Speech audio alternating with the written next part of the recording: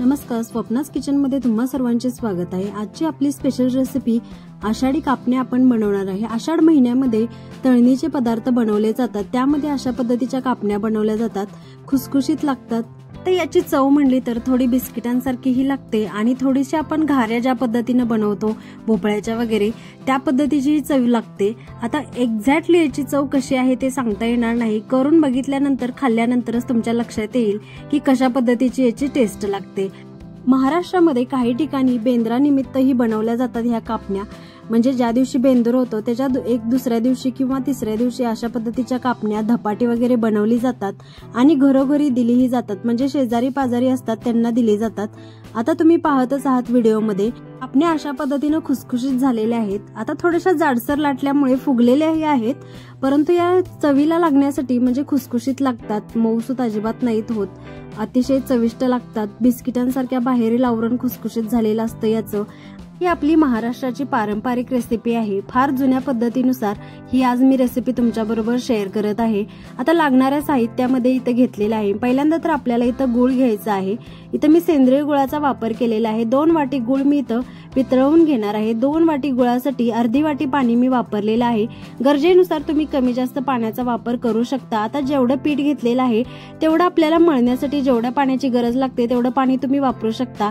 थोडं थोडं करत पाणी इथं आपल्याला वापरायचं आहे। आता 2 वाटी इथं गूळ घेतलेला आहे मोजून मी, त्याच्यासाठी अर्धी वाटीच मी पाणी ऍड करत आहे।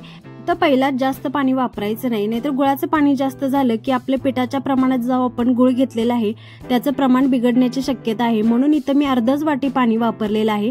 नंतर तुम्ही पीठ मळत असताना गरजेनुसार पाण्याचा वापर करू शकता, इथं आपल्याला काहीच बिघडणार नाही आपल्या रेसिपीमध्ये, नंतर जरी तुम्ही पाण्याचा वापर केला तरी। आता पहिल्यांदा इथं थोडंसं गरम करून घेत आहे पाणी हे मी, म्हणजे जेणेकरून गुळ पटकन वितळवावा यासाठी मी इथं थोडंसं गरम करून घेत आहे आणि हे पाणी थंड झाल्यानंतरच आपण याच्यामध्ये पीठ घालून मळायचं आहे।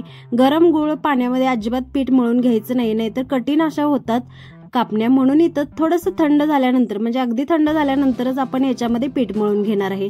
आता अर्धीच वाटी पाणी वापरलेलं आहे आणि गुळ जास्त आहे, त्यामुळे अशा पद्धतीने घट्ट तयार झालेलं आहे मिश्रण। आता इथं आपण पीठ घेणार आहे, पीठ हे आपल्याला मोजून घ्यायचं आहे। आता एकाच वाटीच्या प्रमाणात मी पीठ घेणार आहे। या वाटीने मी इथं 5 वाटी पीठ घेतलेलं आहे। आता जेवढ्या प्रमाणात तुम्हाला बनवायचे आहेत तेवढ्या प्रमाणात तुम्ही पिठाचा वापर करू शकता। आता गव्हाचं पीठ घेतलेलं आहे, चाळून घेतलेलं आहे मी, 5 वाट्या इथं गव्हाचं पीठ वापरणार आहे। त्याच्यासाठी आपल्याला 1 वाटी बेसनचं पीठ वापरायचं आहे। सर्व पीठ आपण चाळूनच घेणार आहे। 5 वाटी गव्हाच्या पिठासाठी मी 1 वाटी बेसनचं पीठ वापरलेलं आहे, अगदी बारीक दळलेलं आहे। याच्यामध्ये काही वेगळं करायची गरज नाही, आपल्या घरामध्ये जे पीठ अवेलेबल आहे तेच आपण इथं वापरणार आहे। आणि इथं चमच्याने पाहत आहात तुम्ही, मी 2 चमचे इथं रवा वापरलेला आहे, अगदी बारीक रवा आहे हा। 2 चमचे रवा, त्याच चमच्याच्या मापाने इथं मी 2 चमचे तांदळाचं पीठ घेत आहे। 5 वाटी गव्हाच्या पिठासाठीचे हे योग्य प्रमाण आहे। 2 चमचे तांदळाचं पीठ, 2 चमचे रवा आणि 1 वाटी बेसनचं पीठ। चमचा इथं तुम्ही पाहिलेला आहे, थोड्या मोठ्या साईज मध्ये आहे। जर तुम्ही छोटा चमचा वापरत असाल तर याचं प्रमाण दुप्पट करायला हवं। आता याच्यामध्ये सुंठ पावडर टाकलेली आहे मी, 1 छोटा चमचा सुंठ पावडर वापरलेली आहे। त्याच चमच्याने अर्धा चमचा इथं मी वेलची पावडर वापरलेली आहे।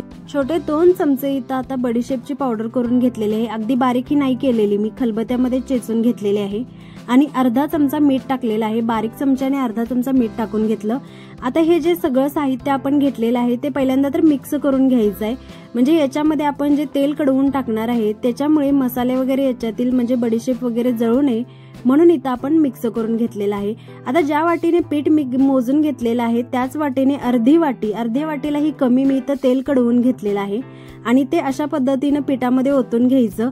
आता बबल्स कशा पद्धतीने आले तुम्ही पाहिलेलेच आहे, अशा पद्धतीचं तेल कडलेलं पाहिजे, जेणेकरून पीठ असं सुटसुटीत मोकळं झालं पाहिजे। ज्यावेळेस आपण तेल पिठामध्ये टाकतो सगळ्या पिठाला तेल असं चोळून घ्यायचं आणि पीठ असं सुटसुटीत झालं पाहिजे, ज्यामुळेच असं बिस्किटांसारखी आपल्या कापण्यांची टेस्ट लागणार आहे। आता इथं तुम्ही थोडंसं गरम आहे तेल म्हणून चमच्याच्या मदतीनेच मिक्स करून घ्यायचं, डायरेक्ट याच्यामध्ये हात नाही वापरायचा, हाताला चटके बसणार जर तेल गरम असेल तर, म्हणून अशा पद्धतीने चमच्याच्या मदतीने पहिल्यांदा थोडं मिक्स करून घेतलेलं आहे। नंतर आपण इथं हाताच्या मदतीने तेल जे आहे ते सगळ्या पिठाला अशा पद्धतीने चोळून घ्यायचं।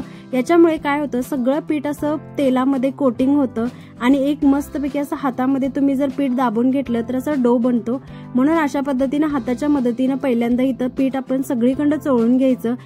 आता या छोट्या छोट्या टिप असतात, म्हणजे आपल्याला कदाचित काही वेळेला माहिती नसतात, परंतु या महत्त्वाच्या असतात. तुम्ही पाहत आहात व्हिडिओमध्ये अशा पद्धतीनं आता पिठाचा एक गट्टा तयार होत आहे. म्हणजे पीठ परफेक्ट आपलं सगळीकडे तेल लागून झालेलं आहे तयार पीठ.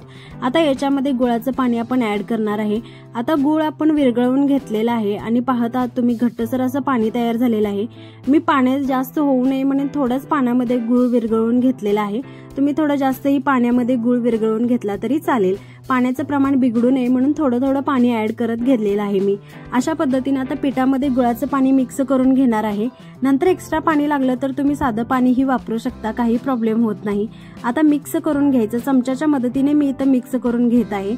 आता ऑलरेडी याच्यामध्ये आपण सगळे मसाले घातलेले आहेत, म्हणजे जे आपण वेलची पावडर, सुंठ पावडर आणि बडीशेपची पावडर, त्यामुळे अगदी मस्त खमंग असा वास येत आहे. अतिशय सुंदर वास सुटलेला आहे. ज्यावेळेस आपण तेल टाकतो त्याच वेळी वास सुटायला चालू होतो. तेलाचा गरम गरम तेल असं मसाल्यांबरोबर असं मस्त वास येतो. आता इथं चमच्याच्या मदतीनं होत नाही पीठ, आता हाताच्या मदतीनं आपल्याला मळून घ्यायचं आहे. पहिल्यांदा मिक्स करून झालेलं आहे, नंतर हाताच्या मदतीनं आपण चपातीला ज्याप्रमाणे पीठ मळून घेतो थोडंसं घट्ट मळून घ्यायचं आहे. आपल्याला चपातीला थोडंसं पातळसर पीठ मळावं लागतं, परंतु इथं आपल्याला कापण्या बनवण्यासाठी थोडंसं घट्टसर पीठ मळून घ्यायचं, नाहीतर पातळ झालं म्हणजे कापण्या आपल्याला व्यवस्थित कापता येणार नाहीत. आता इथं तुम्ही ज्या पद्धतीनं मळता त्या पद्धतीने शक्य आहे त्या पद्धतीने मळून घेऊ शकता. आता इथं मी गुळाचं पाणी थोडं राखून ठेवलेलं आहे, त्याच पाण्याचा वापर मी इथं करणार आहे. तुम्ही साधं पाणीही वापरलं तरी चालेल. सेंद्रिय गुळाचा वापर केला असल्यामुळे रंगही खूप सुंदर आलेला आहे. याच्यामध्ये हळद वगैरे घालायची गरजच लागलेली नाही. परफेक्ट असा गुळामुळे रंग आलेला आहे कापण्यांना आणि सुंदर दिसायलाही दिसणार आहेत त्या चॉकलेटी रंगाच्या.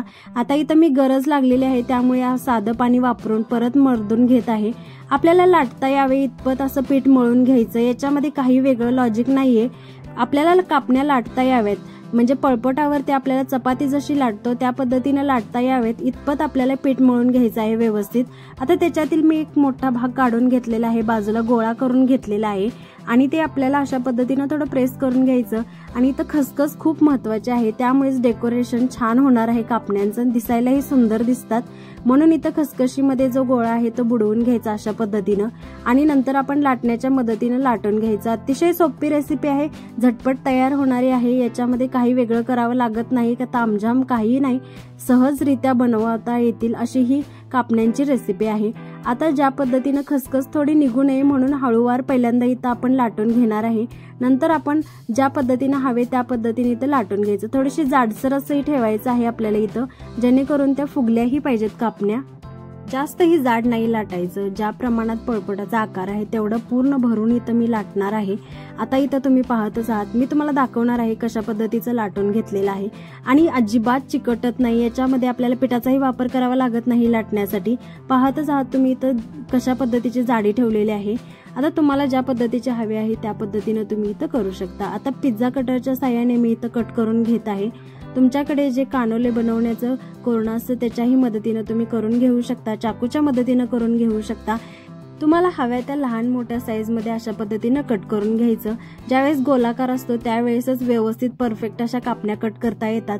चौकोनी आकारमध्ये कट करून तुम्ही जर कापायला गेलात तर होणार नाहीत, अगदी परफेक्ट डायमंड शेप येणार नाही. म्हणून इथं गोलाकारमध्येच आपण इथं कट करून घ्यायच्या.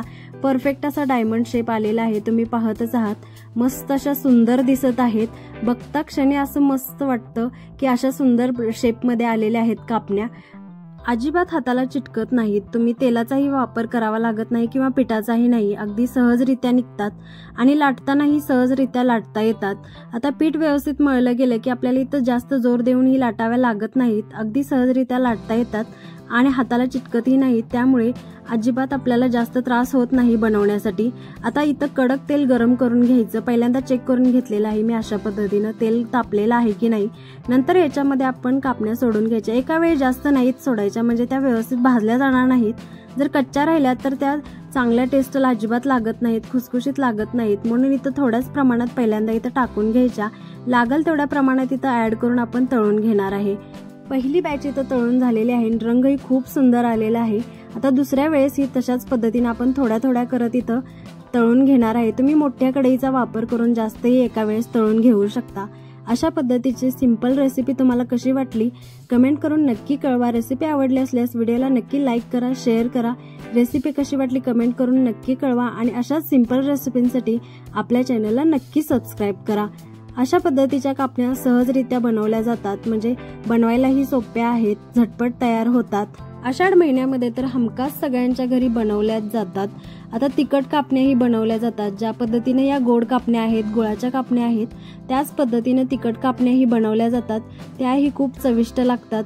अशा पद्धतीने आपण गॅसच्या मीडियम फ्लेमवरती भाजून घेणार आहे कापण्या, जेणेकरून आतूनही त्या खुसखुशीत अगदी भाजल्या जाव्यात, म्हणून गॅसची फ्लेम मीडियम करायची आणि व्यवस्थित परफेक्ट अशा कापण्या भाजून घ्यायच्या। पाहतच आहात तुम्ही, सगळ्या सेम रंगाच्या आहेत, मीडियम फ्लेमवरती परफेक्ट अशा भाजून घेतलेल्या आहेत।